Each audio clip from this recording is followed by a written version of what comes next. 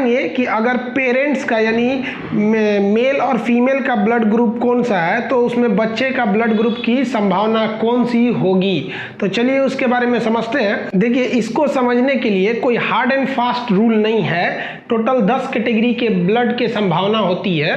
तो उसको समझने के लिए हम खुद एक बहुत शॉर्टकट 5 मेथड है, आप इस 5 पर ध्यान दीजिएगा तो आप सबकी संभावना निकाल लेंगे इजीली। चलिए हम समझाते हैं आपको। सबसे पहला कि अगर ए और बी यानी मेल का ए हो या फीमेल का बी हो, या उल्टा भी सोच सकते हैं, फीमेल का ए हो मेल का बी हो, तो बच्चे का क्या होगा।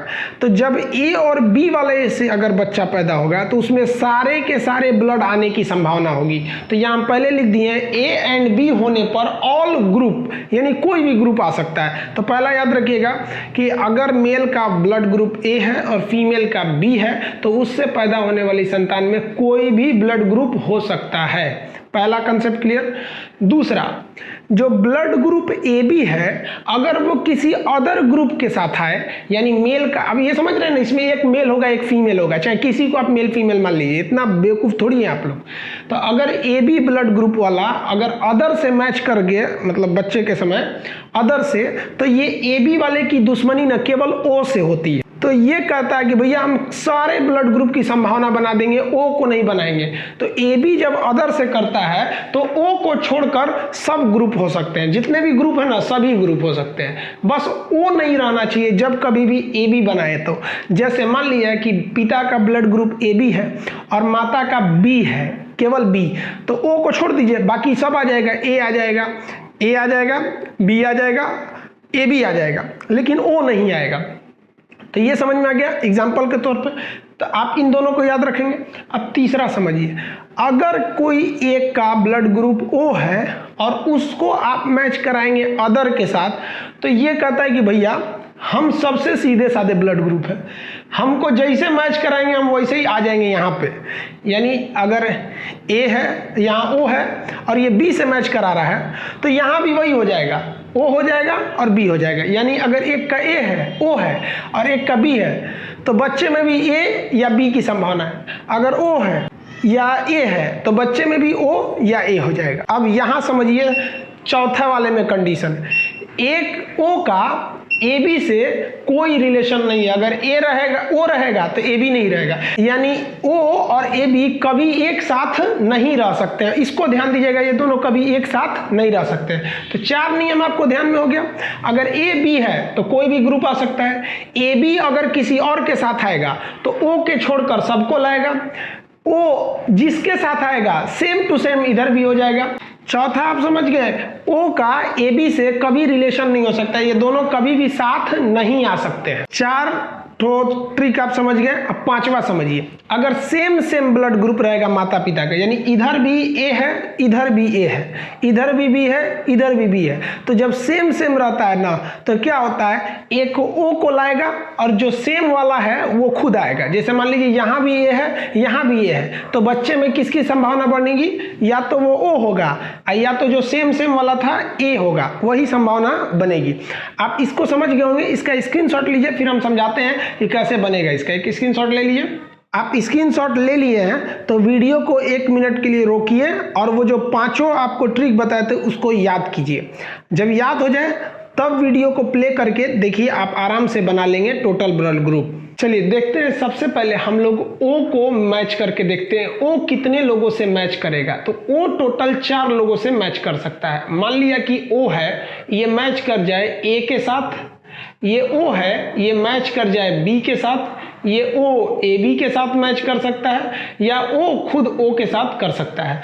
अब इस आधार पर हम आपको बताए थे जो फॉर्मूला, आप याद कीजिए कि ओ जब भी जिसके साथ मैच करेगा तो खुद ओ आएगा, मतलब सेम यहाँ भी आ जाएगा। तो बच्चे में भी संभावना क्या होगी, या तो ओ होगी या तो ए होगी। ये हम आपको बता दिए थे, आप याद कीजिए, रिकॉल कीजिए, समझाए थे। ओ जब भी आता है सेम यहाँ उतर जाता है, तो ओ इसमें भी हो जाएगा, बी भी हो सकता है। अब यहाँ याद कीजिए कि ओ का ए बी के साथ नहीं जमता है, कहता है कि हम तुमको छोड़कर सबको लेते आएंगे, ये दोनों साथ नहीं रहेंगे, तो ना ओ आएगा ना ए बी आ जाएगा, ये बन जाएगा ए या बी।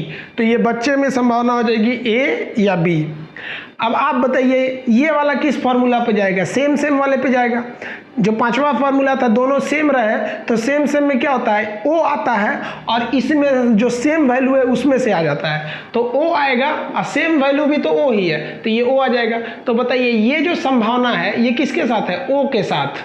अब हम अगला समझते हैं ए के साथ। ए कितने तरह से पेयर बना सकता है, तो पांचवा, छठवां, सातवां, ये हम लोग समझ जाते हैं ए के साथ। देखिए ऐसा भी हो सकता है कि ए, देखिए ए ओ से बना चुका है, अब ए ओ से नहीं करेगा, हो सकता है ए से कर ले, ये वाला ए बी से कर ले और यही वाला ए बी से कर ले। अब आप कहिएगा ओ से क्यों नहीं कर रहा है, तो यहाँ ओ से तो कर चुका है।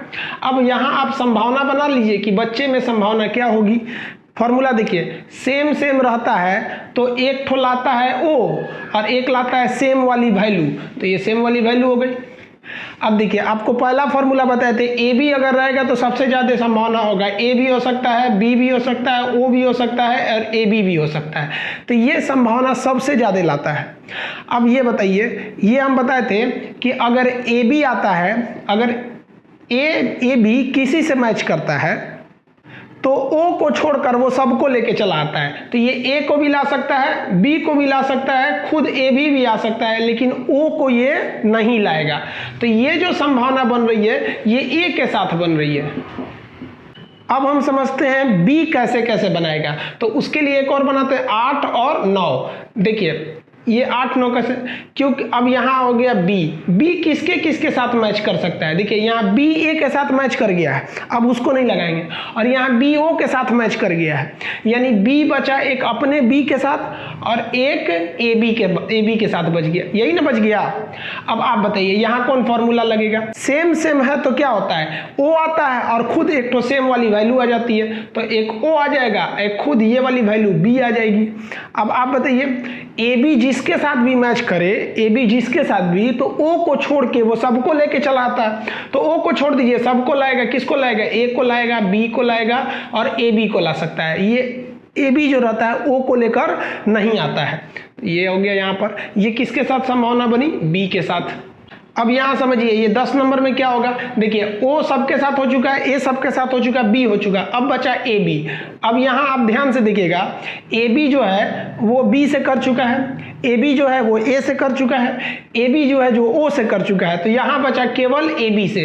अब यहाँ आप कंफ्यूज हो जाएंगे दो फॉर्मूला में, पहला कि सेम वाला फॉर्मूला लगाएं कि सेम होता है तो ओ आता है और खुद एक ये वाली वैल्यू आती है। आप सोचिए इसमें क्या ओ आएगा, नहीं आता है, तो इसमें फॉर्मूला लगेगा कौन वाला, ए बी वाला, कि जब भी ए बी किसी से मैच करता है तो ओ को छोड़ देता है, बाकी सबको वो ले आ सकता है।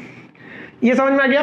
तो ये वाला जो ग्रुप है किसके साथ है, ए बी के साथ, ए बी के साथ। तो यहाँ देखिए 4, ये ए के साथ कितने, ओ का ग्रुप कितने के साथ बना, 4 3 2 1, इस तरह से संभावना बना। तो ये आप एक एस्पेक्ट्स में बना सकते हैं कि ये बच्चे में इसी तरह संभावना होगी। ये काफी कॉम्प्लिकेटेड होता है, लेकिन इसमें केवल 5 फॉर्मूला ही रहता है। आप 5 फॉर्मूला याद कर लीजिएगा, अगर ये एग्जाम में आता है ना तो अक्सर लड़का इसको छोड़ देता है, तो आप नहीं छोड़िएगा, वो 5 फॉर्मूला याद रखिएगा। ये ब्लड का चौथा पार्ट था, इसी के साथ ब्लड पूरी तरह से कंप्लीट हो गया।